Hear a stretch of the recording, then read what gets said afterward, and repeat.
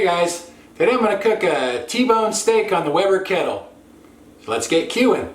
I have a beef T-bone steak here. This was 1.46 pounds, $8.99 a pound. So this steak was $3.13. So not too bad for a steak these days. We'll get it out of here. And I'm going to season this up on both sides with some kosher salt. Let me get that out of the way. Get this over here with some kosher salt.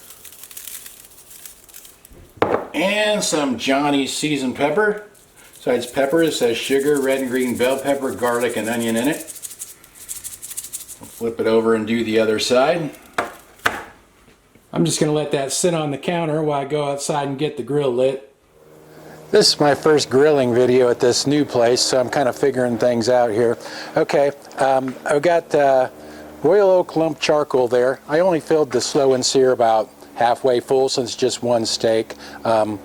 Slow and sear is the holder that the charcoal is in, but if you don't have that, just pile your coals on the back side of the grill. I'm going to cook this steak indirectly, meaning I'm going to cook it on this side of the grill, the indirect side. There'd be no coals under it. Then I'm going to sear it right at the end. So once those coals get going, we'll get the steak on there. Alright, looks like my fire's starting to go pretty good. That was just a paper towel soaked in cooking oil that I used to start it. Now we'll get my steak on there on that side of the grill, and we'll get the lid on. And I have the vents wide open right now. The grill temperature is about 300 degrees Fahrenheit, and the steak's been on there about 10 minutes. So let's see how it looks. I'm going to try to get the internal temperature to be about 130 degrees Fahrenheit when it's done.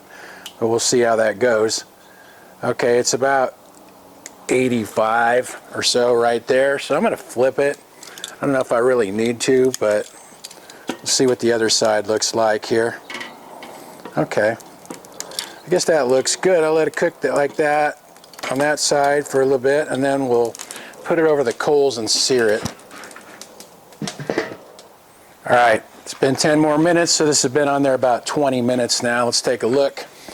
See what the internal temperature is here. I don't want to overcook this thing. That's the thing about reverse searing. Sometimes it's kind of hard to not overcook it. All right, it's 106 in the center right there. So I think I'm going to go ahead and sear it. So I'm just going to rotate this so that that's over the coals now, and grab my tongs here, and we'll get that thing over the coals. I think I might just kind of keep flipping it until it looks about how I want. Okay, we'll flip it the other way now. Starting to get a little color. It's looking a little bit better. And I'll flip it again. Alright, it's starting to look better now. See, it's starting to firm up. We're at about 113 right there. And it'll keep cooking once I take it off, so I'm going to take it off a little bit before 130, maybe like 120-ish. Alright, we're getting some color. It's looking a lot better.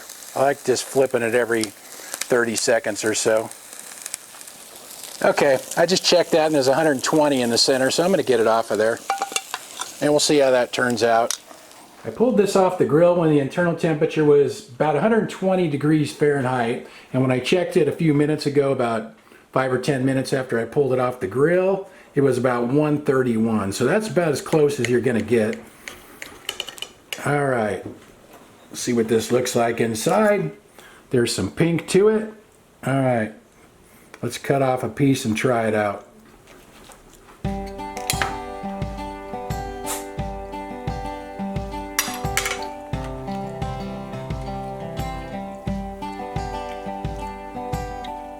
Has a nice smoky flavor, and it's nice and juicy.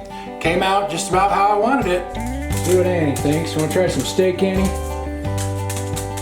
There you go. Looks like it's Annie approved.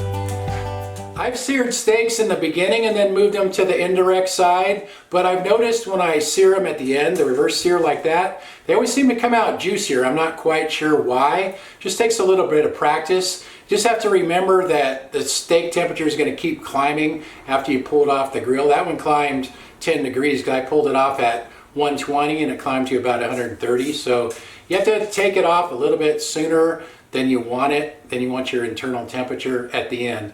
So if you haven't tried that reverse sear method, you should give it a try sometime and see what you think. Anyway, I'll write everything in the description like usual. Thanks for watching. See you guys next time.